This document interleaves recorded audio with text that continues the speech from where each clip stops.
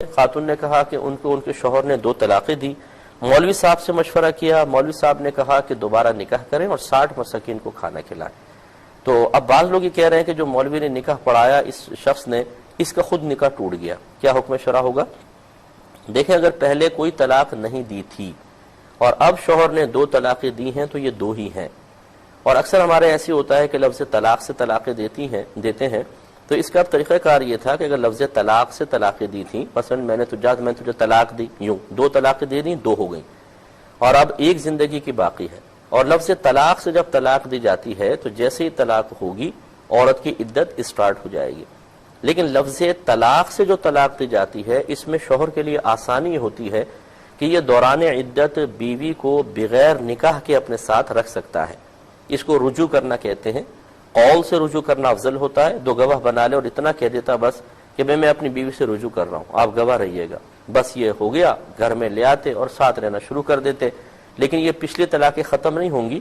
اب 1 طلاق کے مالک رہیں گے، آئندہ زندگی میں کبھی بھی 1 طلاق دی 3 ہو جائیں گی، اور اب حلالہ کے بغیر کچھ نہیں ہو سکتا۔ یوں ہی اگر پہلے 1 آدھ طلاق دی تھی، اب 2 دی تو مل کر 3 ہو گئیں، تو اب کچھ بھی نہیں ہو سکتا، اب حلالہ کے بغیر رجوع نہیں ہو سکے گا۔ اب آ جائیں مولوی صاحب کا پوسٹ مارٹم۔ یہ جو مولوی صاحب تھے یہ کوئی جاہل شخص ہوتے ہیں، عموماً یہ داڑیاں رکھی ہوتی ہیں، حافظ بھی ہوتے ہیں، ان میں قاری بھی ہوتے ہیں، عام قسم کے سطحی مولوی جنہوں نے پوری زندگی 8 سال دارالعلوم میں بیٹھ کے کھایا تو ہوتا ہے لیکن علم کو صحیح طرح نہیں پڑھا ہوتا۔ بڑی معذرت کے ساتھ یہ لفظ کہہ رہا ہوں، ایسے طالب علم ہوتے ہیں کہ ان کے لیے فنڈ جمع کیا جاتا ہے، انہیں کھلایا جاتا ہے، پلایا جاتا ہے، دین نہیں پڑھتے ہیں، اور اس قسم کے لوگ نکل کے جب مساجد میں ممبروں پہ جا کے بیٹھ جاتے ہیں تو عوام الناس ان سے رجوع کرتی ہے، اور یہ اپنی عزت بچانے کے لیے اسی قسم کے غلط طریقے سے مشورے دیتے ہیں۔ جو آپ کے دوست ہیں ان سے کہیے کہ اس مولوی سے کہیں کہ تم کو قیامت تک لا کر دکھاؤ کہ 60 مساکین کا کفارہ کہاں لکھا ہوا ہے، اور انشاءاللہ وہ لا کر نہیں دکھا سکتا۔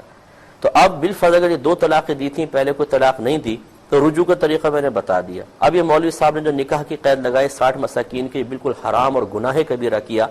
کیونکہ جب ایک کوئی مسئلہ شرعی طور پر قرآن و حدیث سے ثابت نہ ہو اور آپ جھوٹا مسئلہ بیان کریں تو گویا کہ آپ یہ کہہ رہے ہیں کہ اللہ تعالیٰ اس کے رسول نے یہ فرمایا، اور میرے آقا صلی اللہ علیہ وسلم ارشاد فرماتے ہیں کہ جس نے